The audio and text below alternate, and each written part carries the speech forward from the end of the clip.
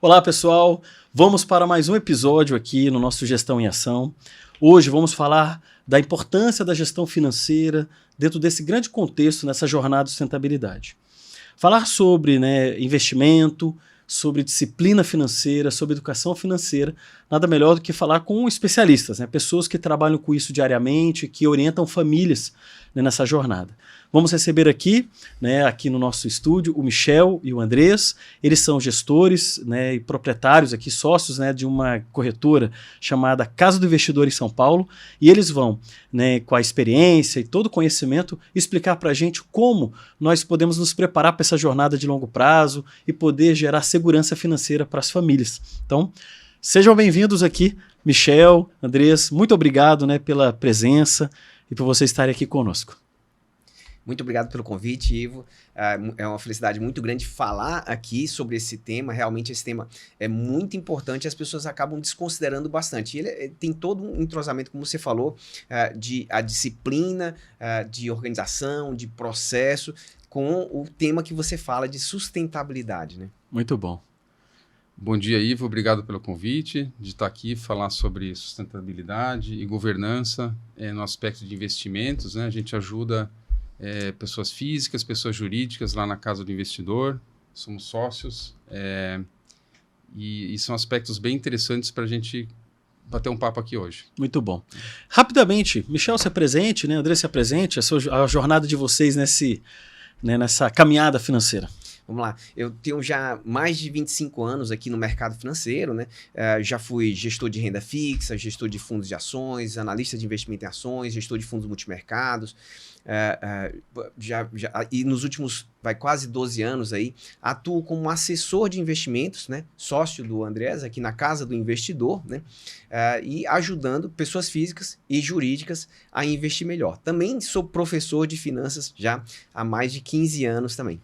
Que legal. Você também publica, Michel, é verdade, no jornal, tem uma coluna, já há 6 anos, uma coluna chamada De Grão em Grão, na Folha de São Paulo. Que legal, inclusive, esse é bastante interessante. Lá eu divulgo quase todo dia artigos relacionados a planejamento financeiro, a você se organizar nas finanças, e como investir melhor. Que é de grão em grão mesmo, De grão em grão, exatamente. Que é bem o aspecto de sustentabilidade, você não monta de uma vez só, você vai construindo, Muito bom. E você, André, você tem uma história interessante, Minha trajetória é um pouco diferente, Eu conheço o Michel há mais de 30 anos, nós fomos colegas de faculdade de engenharia, mas eu fiz minha trajetória primeiro na indústria. Perfeito. Uhum. Trabalhei por 23 anos na indústria, e há 2 anos eu decidi, isso foi durante a pandemia, migrar para a área de investimentos. Eu sempre gostei, desde a adolescência, de finanças e ajudar, seja amigos, familiares e depois colegas de trabalho, informalmente, a investir melhor. Legal. Fui fazer pós-graduação, fui estudar finanças, fui me aperfeiçoar. E durante a pandemia, 2 anos atrás, acabei procurando o Michel e aceitando o convite aí de integrar o quadro de assessores lá na Casa do Investidor. Até queria colocar um ponto aqui, O Andrés é um dos primeiros clientes da Casa do Investidor, tá? Que legal. Então, lá de trás. E ele é exatamente, eu poderia dizer que a pessoa, o cliente exemplar, em termos de planejamento, disciplina, de estar fazendo. Então, na verdade, tudo o que ele hoje... isso é muito importante e interessante. Tudo que ele hoje recomenda o que ele faz, ele veio montando há anos, Então, aquele negócio, talvez ele não tenha tido a experiência que eu tive com clientes, mas ele teve a experiência com o pior cliente, que é a própria pessoa, Sem dúvida. Que é o pior cliente da outra. Porque muitas vezes eu tenho clientes planejadores e eu vejo a atuação deles, e poxa, mas ele não está fazendo o que ele fala, O Andrés não, ele fazia o que era interessante, o que era importante, e hoje ele fala o que é para fazer, o que ele fez, Perfeito. Eu acho que isso, a nossa conduta, que é você ter a disciplina de poder organizar dinheiro, você saber ali o quanto que você tem, o que você vai investir, seus gastos pessoais, se você ter essa disciplina, é fundamental você ensinar o que você faz, Imagina que incoerência seria se o Andrés fosse um grande perdulário e gastasse muito dinheiro e ensinar como lidar, Então, porque durante 10 anos, como ele falou, o Michel foi meu assessor, eu fui cliente dele, E agora que eu integro a Casa do Investidor, eu me tornei assessor e ajudo, então, Muito bom. outros clientes. Né? Muito bom. Meninos, assim, vamos já agora começar de uma parte mais técnica. Eu queria fazer uma pergunta, e a pergunta que normalmente eu começo aqui no podcast. Como é que vocês, a opinião de vocês, né, dentro da experiência, visualiza a gestão financeira dentro desse grande tema de sustentabilidade, né? Já que o pilar de governança, a parte financeira está aqui dentro, né? Tanto a pessoa física e jurídica, quando a gente discute sustentabilidade como um todo, como é que vocês olham essa questão financeira, né, da gestão no tema sustentabilidade? Legal. Muito bacana essa pergunta, é importante também. Até queria levantar um ponto que é importante. Na semana passada, né, nós fomos agraciados, né, na XP, pouquíssimos escritórios foram, cerca de 450, 80 apenas foram agraciados com o selo de governança. Né? Legal, então, o que é esse selo de governança? O que é você ter governança? Né? Governança é um conjunto de regras e processos que disciplinam a atuação de uma pessoa ou de uma empresa, né? Então, por exemplo, a gente ganhou esse selo pela disciplina e de processos que a gente tem estruturado dentro da nossa empresa para atuação com os clientes e com os fornecedores, que são aqueles que dão os investimentos que a gente distribui para os clientes, né? Então, veja, esse tema de governança ele é muito importante, porque se você tem processos bem estruturados, isso fica mais fácil com que a sustentabilidade do seu negócio, Perfeito. ou, por exemplo, se é uma pessoa física, a sustentabilidade da sua vida financeira fique mais certa e mais perene para frente. Perfeito. Eu acho esse aspecto de sustentabilidade e governança, que a gente chama no mundo de finanças com a sigla ESG, né? Que é E de ambiental, Isso. S de sustentabilidade, social e G de governança. G de governança. É uma sigla que tem sido muito usada, né? Por exemplo, em produtos financeiros, que são fundos, né? E é uma forma dos clientes alinharem seus valores pessoais com o destino do seu capital, né? Que a gente chama assim de também votar com o seu capital. Perfeito. Né? E ter esse alinhamento de valores. Então, a gente aqui do nosso lado tem que estar preparado assim, para orientar os clientes o que significa investir nesses produtos. Perfeito. Porque muitas vezes os clientes esperam algo desses produtos que eles não vão poder entregar e pode ter um desalinhamento. É sobre isso que a gente vai falar aqui também um pouco mais. Né? Fazendo levando um pouco mais para esse tema de sustentabilidade com a parte financeira, eu quero provocar vocês a uma linha de raciocínio. Eu penso que fazer uma gestão financeira é uma gestão de presente. Você pode até ter alguma coisa de passado, algum passivo, até uma herança. Você pode até ter alguma coisa que veio lá de trás, mas de qualquer forma você está lidando com o dinheiro hoje. Mas o dinheiro, como você trata dele hoje, você também olha para o futuro. Então, tudo que a gente está também discutindo em sustentabilidade é uma grande jornada. Então, para você melhorar as questões ambientais, é uma jornada. As questões sociais também é uma educação grande e longa. E na parte de governança, a mesma coisa. E na parte financeira, eu vejo que o futuro, o uso do presente e a gestão do futuro com uma questão financeira é fundamental. Porque você gerencia ansiedade, você gerencia consumo, você gerencia prioridades. Vocês acham que tem relacionamento realmente a questão financeira com todo esse trato do futuro? Por exemplo, vocês vão se aposentar um dia. Hoje vocês são jovens, estão saudáveis, mas um dia vocês vão ter 80 anos de idade. Como que a gente se prepara para isso? Vocês acham que tem coerência esse raciocínio de falar de longevidade e do presente e futuro com a questão financeira?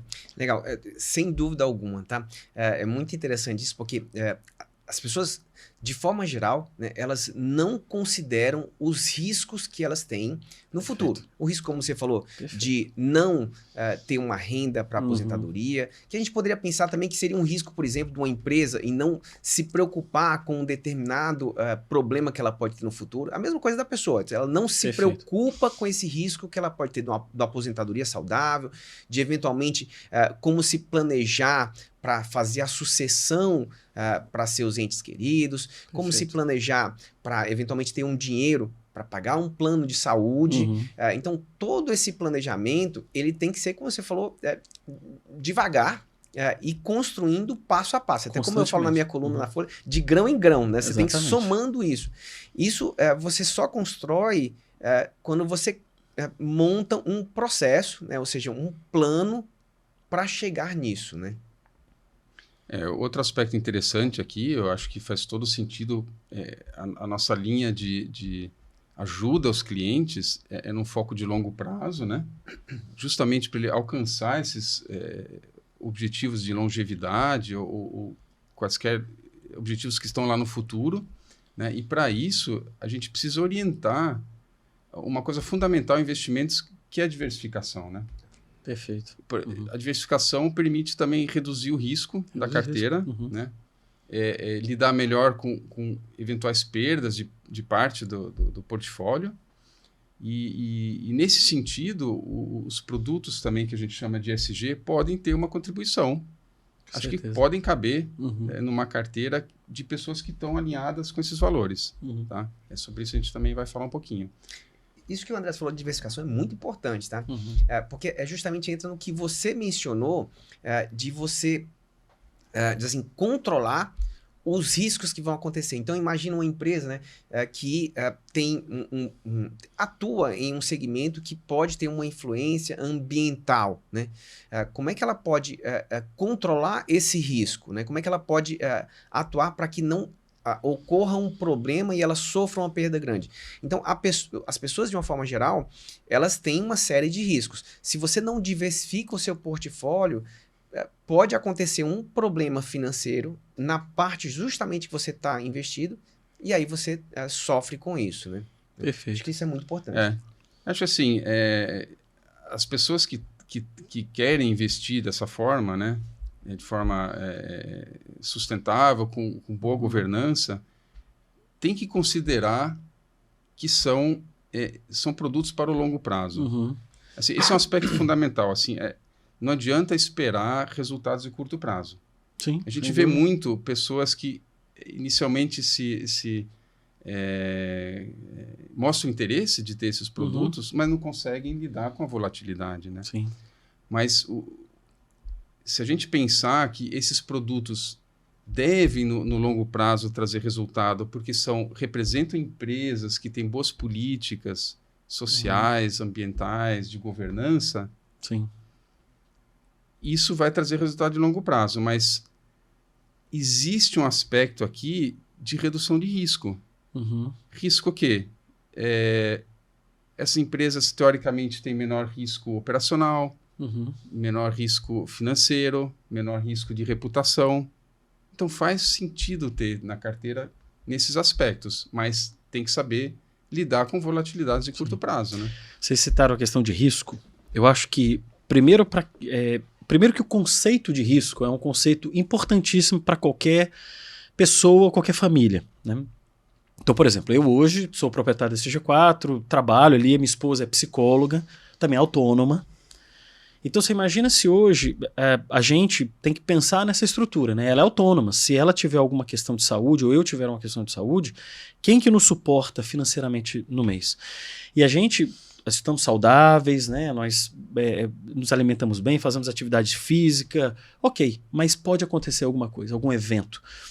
Isso é uma coisa que é bem interessante, que na nossa cultura, isso é uma opinião minha, obviamente não é uma crítica à cultura brasileira, diferente do japonês, por exemplo, diferente de um alemão que já teve situações, até a Europa vive muito isso, né? Você já teve depressões, guerras, reconstruções muito severas. Então a cultura do país é de deixa eu administrar melhor aqui porque alguma coisa pode acontecer. Nós brasileiros não fomos muito educados a isso. O brasileiro é um povo que gasta, adora consumir, é muito vinculado a um celular novo, a um carro novo e gasta mais. E não gerencia risco. Vocês acham que risco é um conceito, uma cultura, um entendimento, um saber importante para na hora de você... Porque você está olhando muitos aspectos, seu emprego, sua saúde, sua família, seus filhos, onde ele vai estar, o futuro da tua profissão. Tudo isso mapeia, né, eu digo, uma estrutura de risco para você tomar decisões futuras. Vocês acham que isso é um conceito importante? Bom, super importante. Eu vou falar de um aspecto do risco aqui, eu vou deixar o André falar de outro, né? Aqui. Eu vou falar do aspecto do risco que você mencionou, que eu também, eu sou empresário também, né? Trabalho na Casa do Investidor. A minha esposa, por acaso, também é assessora junto comigo na Casa do Investidor, né? Na verdade, ela é meu braço direito ali, atuando junto comigo. Então, imagina, você falou uma coisa bem verdadeira, se acontece alguma coisa comigo ou com ela, então existe um risco ali envolvido de a renda cair, né? Perfeito. Ou se muda veja, às vezes a tecnologia muda rapidamente e entra um novo negócio diferente, então a gente vai ter que vamos lá assim, rebolar para recompor a receita. Então, muita gente, ou acontece alguma coisa comigo e eu não estou mais presente. Então, é muito importante que as pessoas elas não consideram essas possibilidades e dentro do que a gente sempre fala para os nossos clientes, muito dentro do planejamento, é importante saber calcular esses riscos, né? E dentro do processo de governança corporativa, assim, como é que eu estou assim, cobrindo esse risco. Perfeito. Então, por exemplo, existe a figura do seguro, dos seguros, né? Por exemplo, uma empresa que tem um prédio e produz um determinado instrumento. De repente pode acontecer um incêndio nesse prédio e a receita dela ficar comprometida.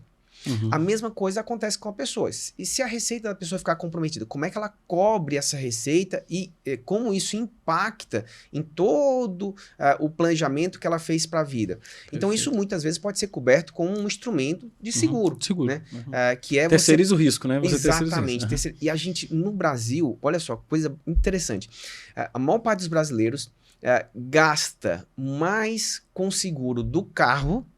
Sim. Que é um instrumento que a pessoa pode perder, na maioria das vezes ela pode perder e não vai faltar, não vai fazer diferença no seu patrimônio pensando na vida, mas ela não se preocupa em ela faltar e fazer uma grande diferença para o filho dela. Exatamente. Por incrível que pareça. Sim. Dá prioridade para o carro. Eu diria o seguinte, assim, o nosso papel é muito importante respeitar uma coisa que chama perfil do investidor, né? Perfeito, Então, assim, as pessoas são diferentes, os investidores são diferentes, e também ajuda muito que nós dois temos um perfil agressivo e que pode entender todo o espectro de investidores que nós temos. E respeitar desde o ultraconservador até o mais arrojado. E poder atender com uma carteira que faça sentido, com investimentos que façam sentido, né? Então, assim, se a gente trouxer também essa temática do SG aqui, nesse contexto, alinhando a questão do perfil do investidor, a tolerância ao risco, e alinhar isso com valores pessoais, né, a gente pode oferecer coisas muito interessantes. Que legal. Né? Se a pessoa souber lidar, por exemplo, com produtos um pouco mais voláteis, mas que vão dar um retorno maior no longo prazo, isso facilita a pessoa alcançar mais rápido os seus objetivos. Sim. Perfeito. Né? Uma liberdade financeira, se aposentar mais cedo e tudo mais. Né? Eu acho assim, né? Até porque o Andrés é o nosso assessor lá da nossa casa, né? Um amigo pessoal e nos ajuda, né? A gente está voltando a formar uma carteira, a gente investiu muito numa casa recentemente.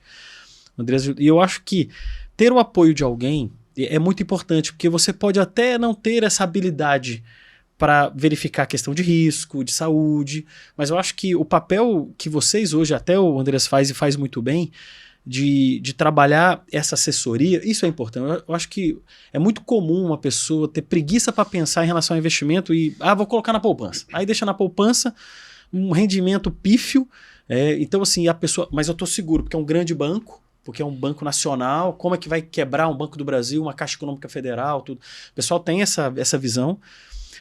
Obviamente é por desconhecimento de como funciona, por exemplo, uma carteira da XP que tem é segurado, né? Tem toda uma estrutura de garantia financeira ali. Mas eu acho que vocês têm um papel muito grande não, vamos sentar, vamos pensar em risco, e eu acho que vocês ensinam isso, né? Isso é uma questão de educação que você faz pessoalmente, né, numa família, né? Eu acho isso muito legal do perfil, por exemplo, que é o perfil da Casa do Investidor, que é um perfil mais próximo à família, né? Isso é uma característica de vocês, né? Isso é bem interessante. Você falou assim do família, porque é exatamente a casa do investidor, né? Sim. Que a gente pensa, né? E é bacana o seguinte, a grande parte dos nossos clientes são nossos clientes por longa data. Que é isso que a gente espera mesmo, ou seja, a gente cuidar, ou seja, e a gente já tem clientes que estão na segunda geração, que a primeira geração que a gente cuidava, infelizmente, já se foi, né? Mas isso é bacana, por quê? Porque a gente está acompanhando aquela família e acompanhando a evolução da família, e isso é interessante, como o Andrés falou, porque a gente tem uma compreensão boa do que é a pessoa, porque na maioria das vezes a pessoa acredita que ela tem um perfil, acredita que ela tem uma habilidade, mas a gente do lado de cá, a gente, por ver a forma como a pessoa trata nas situações de risco, de volatilidade, a gente sabe como ela se comporta e a gente tem, muitas vezes, um conhecimento melhor.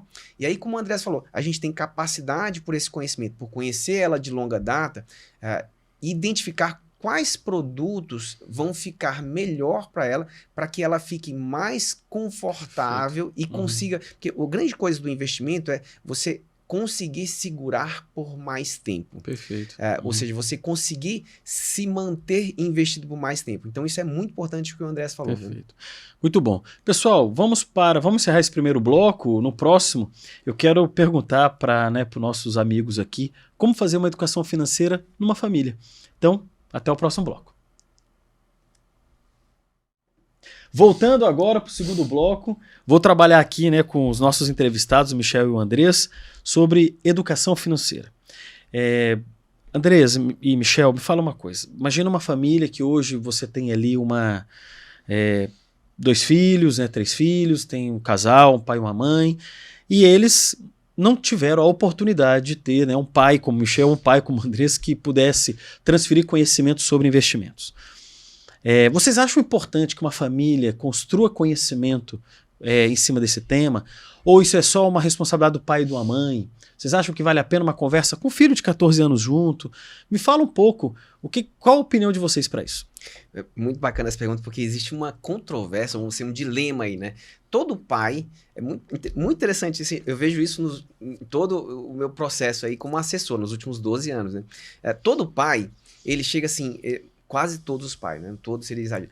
Quase todo pai chega para mim e diz assim, Michel, eu quero construir uma poupança pro meu filho. Aí eu olho para ele e falo assim, você já construiu a sua? Né? E a sua, tá tudo bem? É muito bacana isso, porque na verdade é o seguinte, né?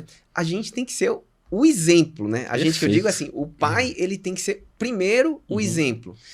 E é muito bacana isso. Assim, eu não estou dizendo que você não deva fazer uma poupança para seu filho, não estou dizendo isso. Mas porque o primeiro passo é você fazer a sua. É aquele negócio do avião, que as pessoas sempre, a gente ouve isso quando a gente vai pegar o avião, né? Quando caírem as máscaras, coloque a sua primeiro, né? E depois coloque na pessoa criança. Que está na criança. Claro. Né? Então, eu acho que primeiro a gente tem que começar pela gente, por si, e construir, e ver o seguinte, como é que eu faço esse planejamento? Porque todo pai, ele gostaria realmente de que seu filho tivesse uma tranquilidade financeira, né? Aí eu vou deixar para o André falar aqui como é que a gente faz. Mas antes eu queria dizer o seguinte, assim, minha trajetória foi um pouco diferente, né, do Michel, e eu queria dizer o seguinte, não necessariamente, e aí eu falo de experiência pessoal, esse conhecimento vem de casa. No meu caso, não veio, absolutamente. Eu não tive nada de ensinamento sobre educação financeira dos meus pais ou da escola, né? O que teve interesse meu, pessoal, no assunto, de estudar mais e até organizar uma vida financeira, ajudar meu pai, que tinha problemas com isso. Sim. Né? E eu tive a sorte... nessa trajetória de encontrar o Michel, que é uma pessoa de confiança, como eu disse, eu conheci ele desde a época de faculdade, que me ajudou a tornar isso mais concreto e direcionado, esse conhecimento que eu ia adquirindo ao longo do tempo. Então, assim, eu diria o seguinte, se você tem interesse, ótimo, vá atrás de conhecimento, isso vai ajudar a sua vida financeira com certeza, né? Mas também, eu falo para os meus clientes que quase todos, né, têm uma vida diferente e ou não tem tempo, ou não tem vontade, ou não tem interesse, ou uma combinação desses fatores isso, de estudar investimentos e mundo das finanças. Então você precisa, como primeiro passo, uma pessoa de confiança. Perfeito. Foi o que eu busquei também na época. Então, ter um assessor de confiança é o passo inicial, Sim. que vai te ajudar nisso. Vai te ajudar não só a construir uma carteira que vá desempenhar bem no longo prazo e te ajude a chegar nesses objetivos, mas vai te trazer conhecimento também. Perfeito. E fazer você tomar melhores decisões, né? Então, assim, não necessariamente o conhecimento vem de casa. E não é um problema isso. Sim, não é um problema. Desde que a pessoa tome as decisões certas e tenha interesse, né? Eu penso assim, né? Que hoje, por exemplo, o consumo, né? O pessoal olha lá, juros... 1% de juros aqui, ó, no seu carro. 2% de juros é nada. Cara, 2%? O que é 2%? E ele não sabe que os juros compostos, né, é um negócio exponencial e que num determinado período de tempo você paga 3 vezes o carro, você paga 3 vezes aquele celular que você está comprando, né? E isso é uma coisa que o próprio pai se endivida para dar para um filho, por exemplo, alguma coisa, mas ele não foi, ou não teve na família, talvez alguma ajuda de alguém que possa ter ajudado ele a pensar, calma, faz aqui investe um pouquinho num fundinho aqui, pega esse dinheiro, depois que você tem o montante financeiro, você pode até ter um poder de negociação melhor, ir lá e fazer uma compra específica, mas não se endividar. Porque eu acho que aí eu queria entrar nesse tema com vocês. O brasileiro é um povo extremamente endividado. Uma das coisas que a gente tem aqui no nosso podcast é um compromisso também de levar conhecimento a quem nos assiste, né, no nosso YouTube ou na TV Cultura Paulista. Tem um ponto interessante, né? O endividamento é uma coisa que é tratada, principalmente na nossa cultura, como algo natural. Tudo bem. E hoje, sei lá, 70% do brasileiro é endividado. E isso não é uma pessoa que ganha R$2.000 por mês frequentemente ou R$200.000 por mês frequentemente. Porque tem gente que ganha R$200.000 endividado tanto quanto proporcionalmente ao valor que tem. Ele tem dívidas de milhões, mas essa aqui tem de 20 mil, 30 mil. Vocês acham que essa questão do endividamento vem por qual motivo? Por que uma família se endivida? Por que uma pessoa se endivida? E ele hoje assume compromissos para comprar um carro, por exemplo, carro. O carro é um status no Brasil. E é uma coisa que... Ontem eu lembrei de você, Michel. Eu vou te falar. Você sabe o que foi dia 22 de setembro, né? Dia Mundial, Dia Internacional do Sem Carro. Bom. Eu sei que você gosta de uma bicicleta. Não tem carro, é verdade. Você não tem carro, né? Então você vê, uma pessoa que teria condição de ter 3 carros, né? Ele não tem nenhum carro. E eu lembrei de você quando eu fiz um vídeo para uma TV de Santos. Eles me pediram, chama Santa Cecília TV. E eu fiz um vídeo falando do Dia Internacional do Sem Carro. Eu precisava saber disso aí, era importante. Cara, vou te mandar a matéria. E eu queria ter falado de você, eu falei, fala o nome do Michel, não vou, era muito curtinho, 2 minutos. Mas você vê, né? Tem gente que se endivida para ter um carro, né? Vocês, na opinião de vocês, essa questão do endividamento, da pessoa ter lá R$2.000, ela fala, essa parcelinha se encaixa aqui, e ela não tem uma planilha de Excel ali do lado para ela fazer essa verificação, se encaixa mesmo, né? Isso é comum? Vocês acham que isso acontece? Demais, né? Na verdade, assim, tem um estudo antigo, eu não vou lembrar de quem é o autor aqui, mas ele fez um estudo de crianças, né, que eram expostas a uma seguinte situação, né? Ela podia, em um determinado momento, era colocado um doce na frente dela. Perfeito. E era dito para ela, você pode comer esse doce agora, mas se você esperar, você ganha mais doces, né? E o que acabava acontecendo é que a criança acabava comendo, a maioria comia o doce, né? E o que eles perceberam depois que essas crianças que esperavam sem comer o doce, e eles olharam depois o que aconteceu com essas crianças no futuro, e elas viram que essas crianças, elas foram mais bem-sucedidas. Não por acaso, na verdade é porque essas crianças, e isso não é uma coisa que diz, puxa, então eu não fui uma criança assim, eu não posso mudar. Não tem nada a ver. Claro. Isso tudo é uma habilidade que se cria, né? E até como o Andrés falou também, na situação lá de casa, o meu papai, não tô criticando, tá, pai? O papai trocava de carro todo ano, né? Perda. Então, ele é funcionário público, ele não se preocupava tanto em criar uma poupança para, sei lá, para o futuro ou coisa parecida, né? Não que ele não tenha feito um trabalho super bom de educação dos filhos, dos três, tudo foi excelente, né? Não que ele não tenha deixado, deixou bastante, não, que ele não deixou, ele ainda é vivo, mas Legal. assim, ele o legado dele de trouxe conhecimento bastante coisa pra gente, né? Mas assim, em termos da parte financeira, não foi. Então, na verdade, é o seguinte, e eu fui o contrário, né? Eu realmente, assim, sou muito seguro, né? E, na verdade, é porque eu faço aquilo que eu digo que os clientes deveriam fazer. Perfeito. Né? Então, realmente, eu não tenho carro. Eu também não me endividei para comprar um imóvel, coisa parecida. Então, tudo isso é o quê? É um problema que não um problema, mas uma habilidade que as pessoas precisam construir de adiar sua satisfação imediata. Perfeito. O prazer imediato. Não é algo muito simples, porque o financiamento ele faz o quê? Faz você antecipar. Perfeito. O prazer. O prazer. Perfeito. Então é difícil, né? Mas a gente já falou sobre isso, né, Ivo? O que nos diferencia dos animais é essa capacidade de adiar o prazer. De adiar o prazer, sem dúvida. Que os animais não conseguem, né?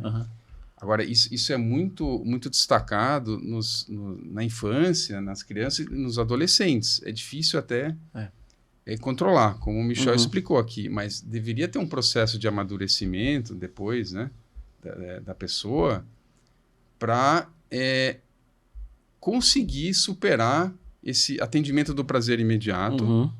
E aí tem várias formas de fazer isso, né? E uma delas pode até ser contar com o exemplo de um assessor que vive aquilo, como o Michel disse, né? Que vive isso com seus investimentos, né? Que estimula o cliente a economizar que seja R$100 por mês, investir, e acompanha com ele a trajetória desse, né, que você explicou aí, dessa mágica dos juros compostos, por exemplo. Perfeito. Tem uma pessoa que ajuda, né?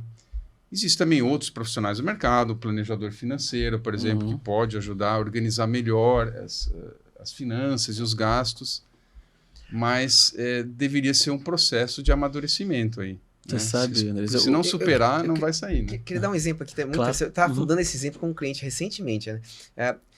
Eu preciso testar e ver se realmente é verdade, mas assim, pela minha experiência, parece, eu acho que é verdade, tá? Assim, pelo que eu cuido. Lógico que tem a ver com uma amplitude maior, mas pelo que eu tenho visto, os clientes nossos clientes que ultrapassam R$1 milhão, eles ficam mais, eu não sei se é porque eles já eram mais disciplinados, mas eles são mais disciplinados do que aqueles que não ultrapassam. Perfeito. Isso parece aquela coisa quando você ultrapassa R$1 milhão e você vê, você fala assim, nossa, eu vi um vídeo no Instagram esses dias de uma criança que experimentou um sorvete, ela fez um olhão assim, e aí pegou o sorvete. Então, quer dizer, quando você ultrapassa o R$1 milhão, é como se você visse assim, isso produz receita mesmo. Então, se eu guardar mais, nossa, eu vou ter muito mais, né? Sim. Então, eu acho que todo esse negócio que você falou, a pessoa saber esperar, e quando ela chegar e ultrapassar aquela marca, ela vai pegar o sorvete, né? E vai ver. Mas não entenda mal, ninguém está dizendo que é para abdicar de prazer, assim, até porque o dinheiro existe para isso. Sem dúvida, para proporcionar uma viagem, para proporcionar esse conforto, claro. Prazer, conforto, segurança, tem que usufruir, mas você vai conseguir usufruir só com disciplina. Perfeito. E quando você conseguir superar esses impulsos, né? Tem que ter consciência, né? Eu acho que o negócio tudo é consciência. Você vê que tem as pessoas que ganham na Mega Sena, por exemplo. Você vê que a cultura financeira, me parece que 60%, 70%, 80% dessas pessoas voltam a poucos recursos depois de um ciclo de 2, 3 anos, porque eles torram o dinheiro, né? Porque o dinheiro é finito. Existe uma questão que é assim, né? O prazer, e é a que a gente está discutindo aqui, né? Existe o dinheiro acaba. Se você não trabalha numa engrenagem onde ele possa produzir mais riqueza, ele possa trabalhar ali de alguma forma no investimento, ou numa rentabilidade de algum fundo, ou até no investimento de uma empresa sólida. Você pode comprar um fundo de uma empresa, ou você investir como empresário numa empresa.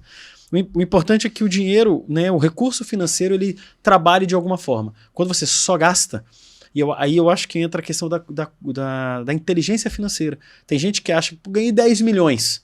10 milhões não é nada na mão de um perdulário. Sim. E o cara que vai gastar com coisas assim, mas por que você comprou isso? Pô, tenho 10 milhões. Acha que esse dinheiro nunca acaba. E ele acaba. Tem gente que perde 50 milhões. Imagina, é dinheiro demais. E em 2, 3 anos a pessoa acaba. Mas por quê? Porque não tem essa inteligência. Você sabe que tem um livro, eu acho que o livro é Engenharia Financeira, do Morgan Housel, acho que é isso, né? Sim. Ele fala o seguinte, a fortuna está naquilo que você não vê. Porque Olha que legal. A maioria das pessoas, ela quer ter riqueza, Sim. né? Mas ela não lembra que o bom é ela ter a fortuna, né? E riqueza, as pessoas querem ser dublê do rico, né? Ou seja, Sim. ela quer ter um carrão, ela quer ter um relógiozão, ela quer ter um celularzão. E aí ela vai gastar tudo. Então é como você falou, você gasta, você toma todo aquele dinheiro e depois, cadê a fortuna? Uhum. Né? Você sabe que, até vou te contar uma coisa que o Andrés fez recentemente, eu convidei ele e meus filhos estão me cobrando isso. Eu tenho um filho de 18 anos e uma filha de 16, inclusive a filha do Andrés estava nesse evento também. Nós fizemos lá no meu escritório um workshop sobre gestão financeira familiar. O Andrés deu essa palestra lá. Foi muito legal, foi muito rico. E isso estimulou eles a pensarem de uma forma completamente diferente. É claro que se eu chego... Eu não tenho conhecimento do Andrés na parte financeira, mas eu convidei ele porque ouvi-lo falar foi assim, primeiro foi fantástico, eles gostaram muito, né? Minha esposa estava, a esposa do Andrés estava, então foi uma manhã muito agradável. Depois disso eu para almoçar, foi muito bom. Então você vê, ele não só como amigo pessoal, mas como meu assessor de investimentos, quando ele plantou aquilo nos meus filhos, por exemplo, eu falo isso, né, da minha família, isso gerou uma... Eles me cobram hoje. Pai, você já não marcou com a Andrés a segunda? Porque a gente ficou de marcar uma segunda num grau mais elaborado, né? Tem Então o módulo 2. Tem o módulo 2, tá devendo. Tá devendo. E a dívida não é dele, é minha de falar, Andrés, vou marcar um final de semana de novo. Então a gente vai no escritório e conversa. Isso foi muito legal. Então foi uma ideia que a gente teve juntos na praia. A gente estava na praia um dia. E eu falei assim, Andrés, poxa, eu queria tanto poder proporcionar isso para os meus filhos, né? E poder, na nossa família ali, você me ajuda com isso? Ele prontamente aceitou e a gente fez, e tem um módulo 2 em breve, né? Eu acho que isso ajuda muito, né? A gente olhar para o futuro e a trabalhar isso, né? A ansiedade, o prazer imediato. Calma, nós vamos ter.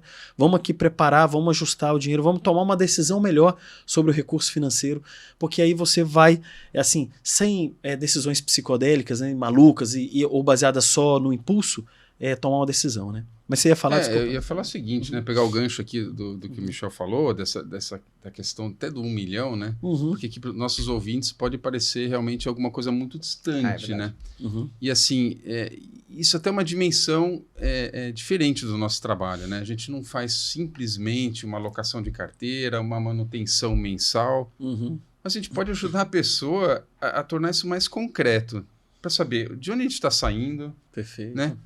Onde você quer chegar? Você quer com 65 anos ter uma renda passiva, ali, tranquila, isso, que te ajude. Independente de um salário, Sim. de aluguéis que você receba, de, digamos, 10 mil reais por mês, pelo resto da vida, por 30 anos, né? Perfeito. Uhum. Assim, isso dá para quantificar e a gente mostra para a pessoa qual que é o esforço. E esse esforço, muitas vezes, é bem menor do que os clientes imaginam. Então, quando ele olha aquilo e ele está disposto a trazer disciplina, aquilo é possível de se concretizar. Então, assim, também trazendo uma dimensão mais concreta e viável, né? de montar um planejamento financeiro para os clientes, sabe? E você vê, são pequenas alocações, né? Você não precisa desmobilizar grande parte do que você ganha, mas a disciplina de que você coloque 150 reais por mês. Disciplina e determinação. É isso muitas vezes. Continuidade, né? Você ter continuidade. O negócio que você falou da dívida anteriormente da dívida, né? Que a pessoa não enxerga que aquele 1% vai fazer diferença. A mesma coisa no investimento. A pessoa não enxerga que aquelas sementinhas que ela vai plantando vão se transformar numa floresta. Perfeito. Então, ela quer... Então, muitas vezes existe esse engano de que você planta... Você joga uma semente, é igual a gente estava discutindo um pouco antes, você falou assim, então traga uns 100 mil, e como é que eu vou montar? Não é só trazer 100 mil, a gente está falando em criar uma floresta, né? E criar uma floresta não é você plantar uma árvore apenas, né? Então é você ir semeando árvores ao longo da terra, né? Para ter uma floresta no futuro. Então, mostrar para ela, que esse trabalho que o Andrés falou, que a gente faz, é mostrar para ela que ela pode construir essa floresta e como ela vai construir. E o muito importante, para administrar a ansiedade, quando é que ela vai ter a floresta, né? Perfeito, É porque você precisa de tempo. O fator tempo é muito importante aqui, né? E eu acho que gerenciar a ansiedade... Você sabe que hoje, um dia desse, eu fui na cultura, na leitura, aqui numa loja de... Livraria. Que livraria. Tem uma prateleira assim, ó, que deve ter uns 20 livros sobre ansiedade. Como controlar a ansiedade? Ansiedade é o mal do século, ansiedade não sei o quê. As pessoas hoje vivem muito ansiosas, né? Com trabalho, com conquista, com comparações. Acho que as pessoas se comparam muito na rede social. Pô, o cara comprou um carrão, cara, olha só essa moto dele, olha a casa dele. O cara tá na Europa, pô. Olha O cara deve ser milionário, né? Milionário, o cara é milionário. Tem muita gente que é perdulária, tá gastando cartão de crédito, você não sabe nem como pagar, mas tá ali, bonito no Instagram, bonito na foto. E você vê como o fator tempo, ele é importante nisso. Porque ele vai plantar a sementinha e vai ter uma floresta daqui a 20 anos. Uma floresta, ela precisa crescer em 20 anos. Então esse plantio efetivo determina um fator, que é como lidar com o tempo. E olhar para o futuro e saber gerenciar isso, né? Então, eu quero agora, e a gente vai para o próximo bloco. No próximo bloco eu quero perguntar, você que está aí, nossa audiência, olha que interessante. Eu vou fazer uma pergunta para eles. Eu ganhei agora, vendi um carro, tinha lá 100 mil reais, 50 mil, ou ganhei uma herança. O que eu vou fazer com esse dinheiro? No próximo bloco os meninos vão explicar para a gente como fazer. Nos vemos até lá. Voltando aqui para o terceiro bloco, pessoal, vamos falar agora com os nossos amigos aqui, o Michel e o Andrés, sobre um contexto. Eu quero colocá-los num contexto, numa situação hipotética, mas eles vão me orientar aqui. Então, recebi aqui, Andrés e Michel, um valor de uma herança. Chegou para mim 100 mil reais. Uma tia, um amigo, alguém que deixou para mim algum recurso. Ou eu recebi meu fundo de garantia, saí de uma empresa, estou com 300 mil na mão. Eu chamo vocês e falo, e agora? O que eu faço com esse dinheiro? O que eu faço com esse recurso? E eu vou contextualizar. Eu tenho 60 anos de idade. Eu faço o que com esse dinheiro? Como vocês podem me ajudar, esse dinheiro a me ajudar? É claro que perceba que eu coloquei um contexto de uma pessoa de 60 anos de idade. Se eu tivesse 30, com certeza a conversa ia ser completamente diferente. Mas vamos lá. 60 anos de idade, um aposentado, funcionário público, ele tem ali um dinheirinho, agora estou aposentado do governo e eu preciso seguir. O que vocês me recomendariam? Bom, posso falar? Então, vamos lá. A primeira coisa, acho que é entender com essa pessoa, né? Chegar, o Ivo, entender com você quais são ou quais devem ser as suas necessidades. Por exemplo, se você já tem 60 anos, se você não tem uma poupança criada no passado, já montada, então a gente já tem que realmente se preocupar muito forte, por exemplo, com a aposentadoria. Então, minha função aqui, a nossa função, na verdade, é minha, do Andrés e das pessoas da Casa do Investidor, dos outros assessores, primeiro, entender a sua situação financeira hoje, te educar, vamos falar assim, para dizer o seguinte, qual a relevância você tem que ter para se preocupar com um determinado fator. Como você falou, se você tivesse 30 anos, a gente poderia pensar um pouco diferente, mas em qualquer idade, o pensamento de que a aposentadoria é algo relevante deve estar ali. Então, para quem tem 60, mais ainda. Então, a gente vai pensar numa carteira de forma que você possa usar esse recurso para que ele sirva como uma renda para você daqui a pouco, né? Porque vai ser daqui a pouco. E como isso pode sustentar por longo prazo. E mostrar para você que porque muita gente quer chegar e dizer assim, eu tenho, isso é até um erro normal, as pessoas chegam assim, eu sou velho, eu não posso ter nada de longo prazo. Como assim, né? 60 anos, você, bom... Tem 20 anos no mínimo. A gente tem 50 aqui, né? 60 anos não é tão velho assim, né? Tá muito próximo do que nós temos. Mas assim, o ponto é assim, se você tem 60, pelo IBGE, na tabela atuarial do IBGE, você vai viver na média, mais 25. Então, você tem 25 anos pela frente, né? É quase metade do tempo que você já viveu. Então, veja, 25 anos, você tem que pensar em travar um retorno por todo esse prazo de forma que você não se arrisque muito. Então, ter liquidez, muita gente diz assim, não, eu quero ter liquidez. Não, para que você quer ter liquidez? Você vai gastar o dinheiro? Você vai comprar um carro amanhã? Sim. Então, é tentar educar isso, né? Certo, André? Certo.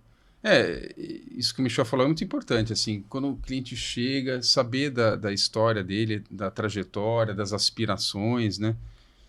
A gente precisa respeitar muito esse perfil, né, do investidor e sentir a tolerância ao risco, né? Então, e também alguns valores aqui, trazendo para a pauta da nosso podcast, né? Será que ele traz alguns valores pessoais aí ligados a essa pauta ESG? Perfeito. Podemos considerar também. Eu vou comentar um pouco sobre Isso é bem daqui a interessante. pouco sobre alguns produtos, Sim. né? E o que o investidor deveria considerar quando ele pensa nisso. Uhum. Mas assim, acho que tem também duas outras coisas importantes assim, né? Primeiro, não cair em modismos. Perfeito. Concordo, Assim, hoje sim. tem muito anúncio em rede social sobre rendimentos milagrosos, com criptomoedas, né? Não existe isso, né? Assim, nada não milagroso. existe. O que nós ajudamos, na verdade, são sobre produtos bem clássicos, vamos chamar assim, Sim. e que historicamente Sólidos, trazem né? retorno. Perfeito, E eu acho que o segundo aspecto, né, é assim que claro que depende de cada momento do ciclo econômico, mas não esquecer que o Brasil, é o que eu falo para os clientes, é um país da renda fixa, né? Sim. Então, assim, não existe outro país no mundo com os retornos de uma renda fixa com risco tão baixo, né? Perfeito. Então, são também aspectos que a gente leva em consideração junto com o perfil do investidor para trazer um retorno maior e atingir mais rápido esses objetivos. Né? Perfeito. E esses fundos, né? Imagina, a gente chegou aqui e eu falo, olha, eu quero pegar esses 300 mil e vou colocar vocês no contexto. Tá bom, eu recebi aqui, eu tenho minha aposentadoria que eu ganho R$3.000 por mês, meu custo de vida hoje, para manter o mesmo padrão anterior, quando eu tinha meu salário, é de uns 8 mil. Então eu vou ganhar 3 do governo, vai faltar 4. Tô te dando 300 mil aqui. Falta 5, né? Falta 5, para chegar em 8, falta 5. Tenho 5 mil, eu tenho 300 mil aqui. E eu quero investir em fundos, só fundos sustentáveis. Você vai me colocar... Eu não quero nada aí de armas, quero nada aí de alguma coisa que seja contra cigarro, fumo, não quero. Quero que vá contra a saúde, vá contra... Vamos supor, eu estou te colocando no contexto.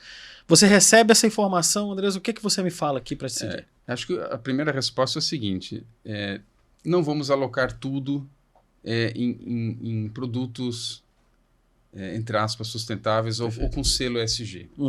Por quê? Porque normalmente, eu diria, grande parte, esses fundos são fundos de ações, né? Fundos de ações, vinculados a uma empresa, né? Ações a empresas, um conjunto de empresas, muitas vezes internacional, né? Isso. Então, estou falando de renda variável. Perfeito. Então, renda variável oscila muito, né? Tem risco.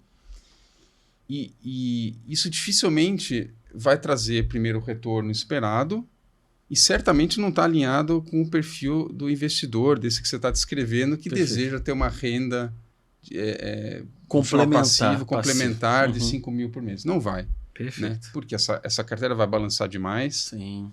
Ele vai se incomodar muito com, eventualmente, uma performance negativa em determinado mês e vai abandonar essa estratégia. Né? Nós nem recomendaríamos uma estratégia dessa. Mas se existe um alinhamento do investidor com valores da pauta ESG, pode ter uma parcela a determinar dessa carteira com esses produtos. 20%. Então, existem fundos lá de ações, como eu disse, né? Que, numa visão de longo prazo, Ivo, tendem a performar melhor. Isso muitas vezes também é uma promessa, né? Porque a gente entende que a pressão do público, pressão regulatória aumenta com o tempo e o negócio que considera essa pauta aí de ESG é mais sustentável, vai tornar o negócio das empresas mais perenes, eles vão trazer resultados mais consistentes, mas não pode ter uma visão de curto prazo. Né? E também existe um outro produto que é por exemplo, lá na XP tem o fundo de carbono. Olha que legal. Ou seja, que negocia créditos de carbono. Então, empresas que querem reduzir as suas emissões de CO2, ou conseguem implementar projetos que reduzem a emissão de CO2 podem emitir créditos e vendê-los. Então, você estaria favorecendo essas iniciativas, né? Perfeito. Então, é uma coisa que no longo prazo promete trazer bons resultados, porque também depende de ações governamentais e exigências maiores de longo prazo para implementar redução de emissões, mas também é um produto que tem volatilidade. Então, o que a gente teve aí desde até o evento da guerra da Ucrânia, por exemplo, uma performance muito boa desse fundo, e de lá para cá desfavorável aí, né? Numa trajetória desfavorável. Porque existe correlação também com o mercado de energia e principalmente intervenções também dos governos para, por exemplo, aliviar um programa de redução de gás carbônico em função dos custos da energia para as empresas. Perfeito. Então, existe intervenção de entidades que regulamentam esse mercado. Ou seja, resumindo, é uma possibilidade de investir nessa pauta, mas isso tem que estar muito casado com o perfil do investidor e a tolerância a risco, né? Perfeito. Eu queria adicionar também, assim, muitas vezes quando o investidor vai investir e pensa, eu quero alguma coisa ESG, normalmente ele procura a placa, né? E... ou seja, as letrinhas, né? E como o Andrés falou, assim, normalmente essas letrinhas estão associadas a produtos de maior risco, né? Que fundos de ações ou multimercados, coisa. Mas é importante também lembrar que, como o Andrés falou no começo, assim, o Brasil é um país da renda fixa, né? Na verdade, não é que é o país da renda fixa, mas como ele falou, tem razão, mas assim, é o país onde a renda fixa é muito boa, muito, né? Como ele chamou a atenção. Bons resultados. Né? Então, assim, existe também a forma de você investir, né? Em renda fixa, por exemplo, em debêntures, CRAs, CRIs, ou seja, você está, de certa forma, também... Porque, veja, você é um investidor da empresa via ações e via crédito, né? Perfeito. Então, às vezes, dependendo da sua idade, com ações é mais arriscado, mas você pode investir naquelas empresas que a gente acredita que são as empresas que estão perseguindo a pauta, né, de governança, de sustentabilidade, do social, do ambiental, você pode investir via o crédito. E aí você se vale da renda fixa mais elevada. E muitas vezes até isento de IR. Né? Isento de IR. Você sabe que tem uma coisa interessante nos fundos de investimento para empresas que têm... Porque assim, toda empresa tem risco. Ambiental, social e de governança. Todas têm. Então você vai numa mineradora, por exemplo. A mineração... é um tipo de empresa que tem uma relação com o meio ambiente muito severa. Nossa. E ela tem uma compensação. Naturalmente tem ali uma licença, você tem ali as condicionantes ambientais para uma mineradora são fortíssimas. O Ministério do Trabalho olha muito questões de segurança do trabalho ali, para as questões sociais, impacto às comunidades em volta. Agora você imagina um evento uma mineradora, por exemplo. A gente teve casos recentemente com grandes mineradoras, eventos que a ação que estava ali indo super bem despenca, porque você teve aí um evento. Empresas de óleo e gás é a mesma coisa, né? Você pode ter uma explosão em alto mar de alguma plataforma, alguma exploração. Você vê que isso são casos que, assim, você vê como é importante você monitorar. Eu acho que a pessoa que faz a escolha, e não só porque, eu quero a pauta SG de qualquer jeito aqui. Calma, você quer seguir por isso? É muito bom você olhar o tipo de empresa, o que você está investindo. Por quê? É entender que toda empresa tem risco. E essa medição de risco, você vai ficar mais seguro e colocar numa estrutura que é uma empresa que tem uma gestão melhor. É claro que eu não estou convidando aqui o nosso espectador a olhar o relatório de sustentabilidade da empresa e analisar isso anualmente. Isso é um nível de conhecimento também que poucas pessoas fazem. São muito mais difícil, investidores, muito difícil. Agora, quem quer elaborar melhor, eu recomendo assim, se você tem e quer ter fundos ESG, é interessante que você estude mais a empresa. Por quê? Porque eu concordo com você plenamente. A possibilidade disso flutuar é muito grande. Né? É importante lembrar isso que o André até falou, não é porque você tem a placa ESG que você está livre de qualquer risco. Perfeito. É esse o ponto. Eu não tenho certeza, mas talvez a Vale até tenha, e eu acho que deve ter, algum selo de sustentabilidade. Sim, com certeza ela deve ter. Eles têm diversas ações fortíssimas e muito boas. Isso não livra ela do risco, né? Do risco e dos eventos que ela teve. Isso.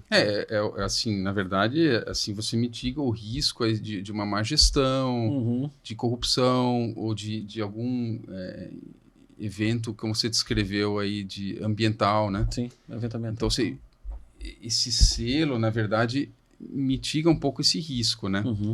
Agora, falta muita regulamentação, assim, Sim, ainda. falta, e padronização até entre países, assim, quais são os critérios aí, né?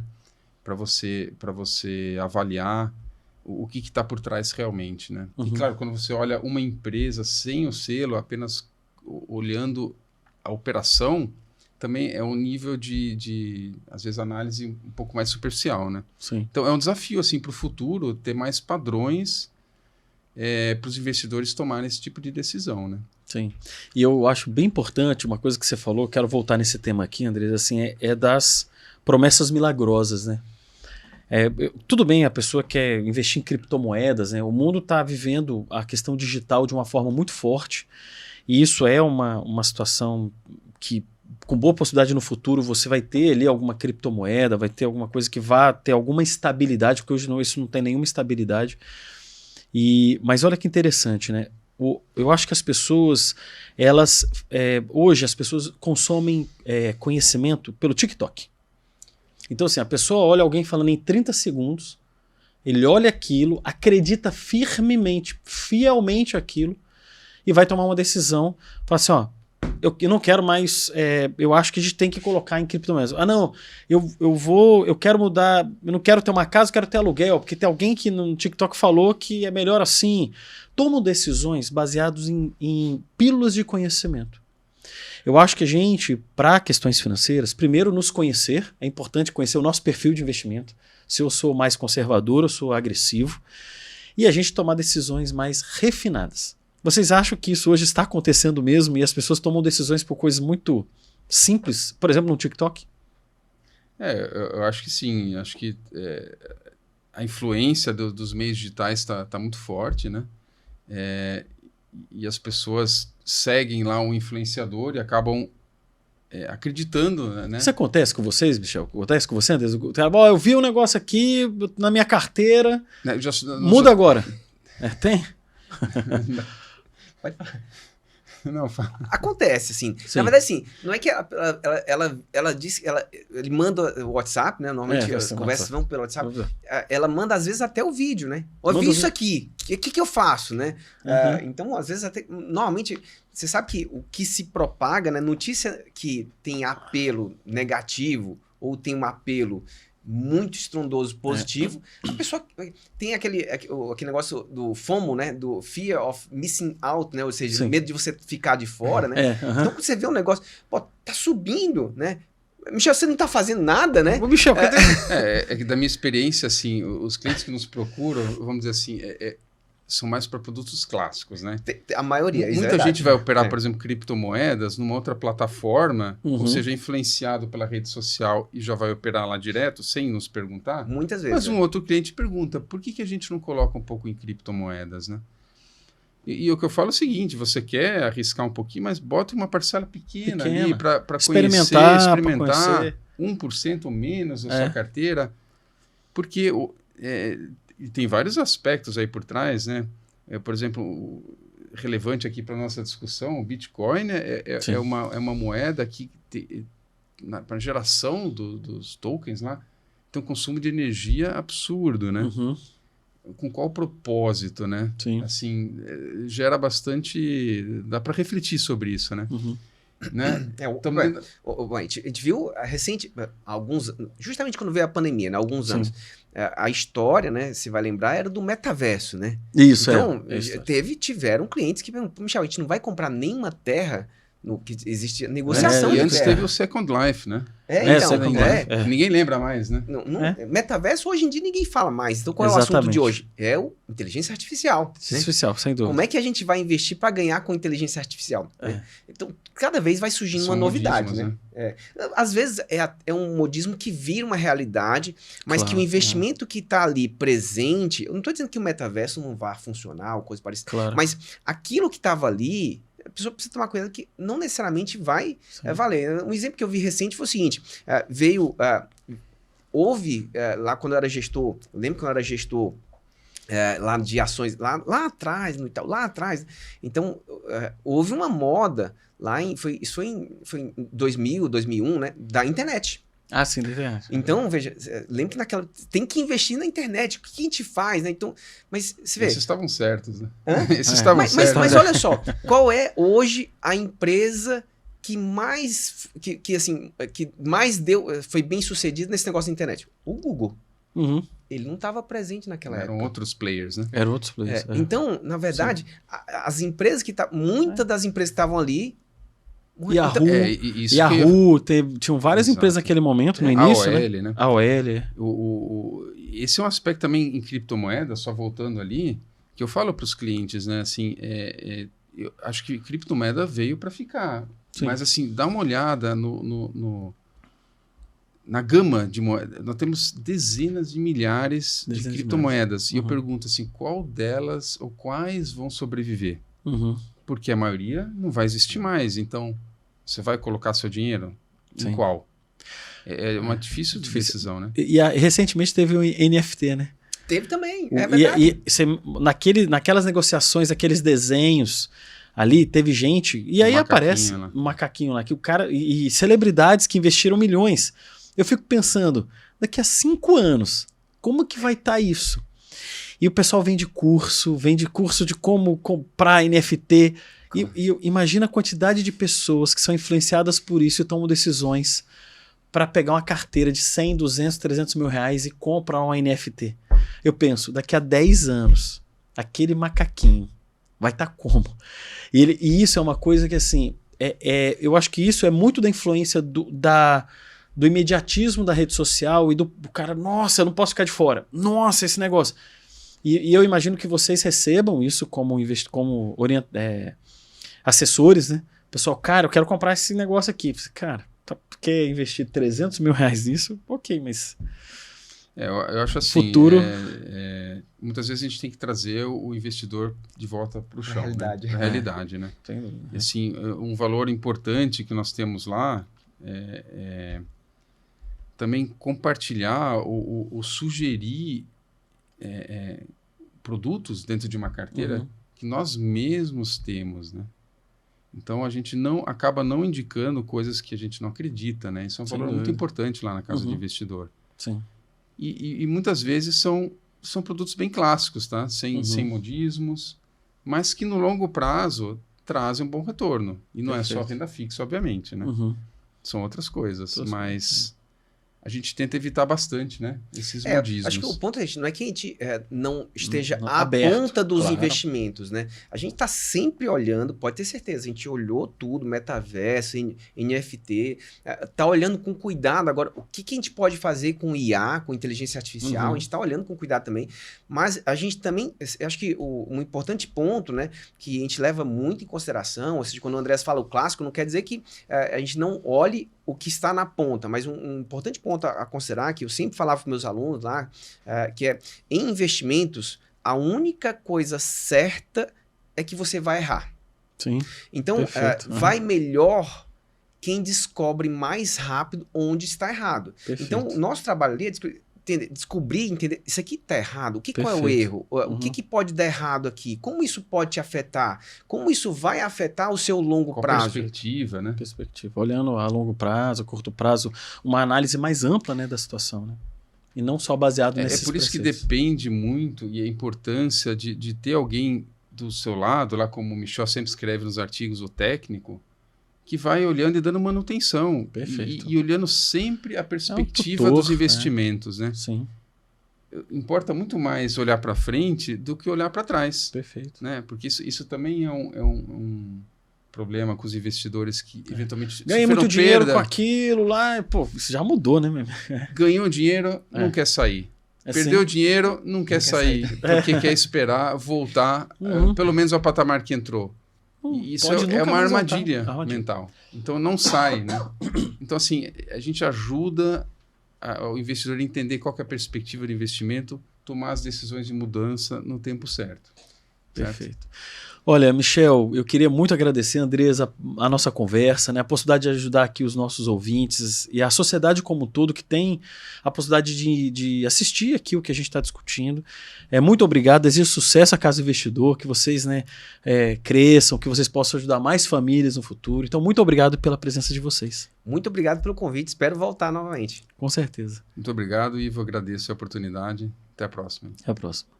Pessoal, então é isso. Espero ter ajudado vocês aqui, nós três, principalmente, obviamente, o Michel e o Andrés, nas informações para uma decisão mais elaborada da nossa gestão financeira familiar, a longo prazo, sabendo lidar com o tempo e com a nossa ansiedade.